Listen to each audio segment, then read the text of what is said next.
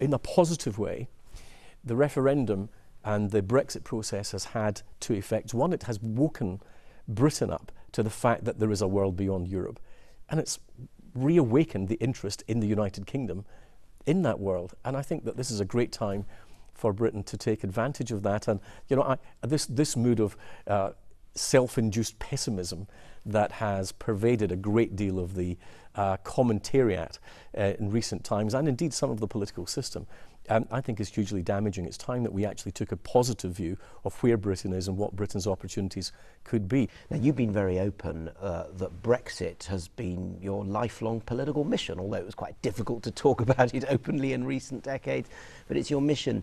And you don't fear no deal. And next week, you could have an opportunity to vote for no deal. Would you vote for it if that vote comes up? Well, I will vote for the Prime Minister's deal, because I think that the deal is the best way to deliver on the referendum, to honour the promise we made to the British people that we would leave the European Union in line with their instructions, but to do it in an orderly way.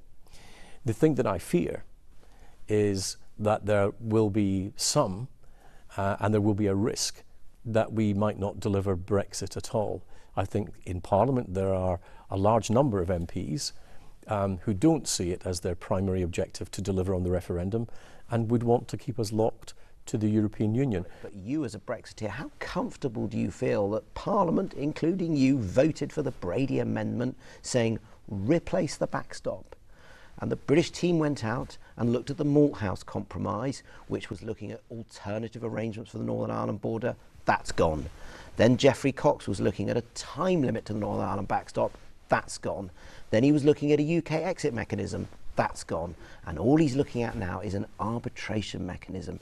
This can't be a comfortable moment for a Brexiteer. There's no doubt that there are tough negotiations going on. I always thought that we would go quite close to the wire in terms of the negotiations with Europe. That tends to have been the way that Europe has operated in the past.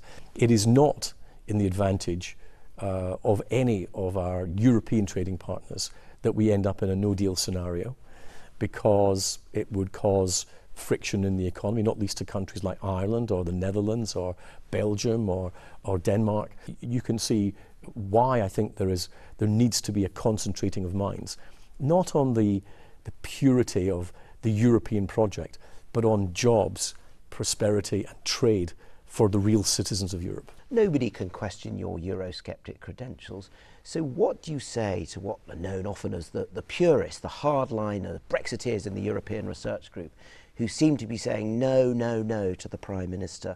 Well, I think you can never allow the perfect to become the enemy of the good.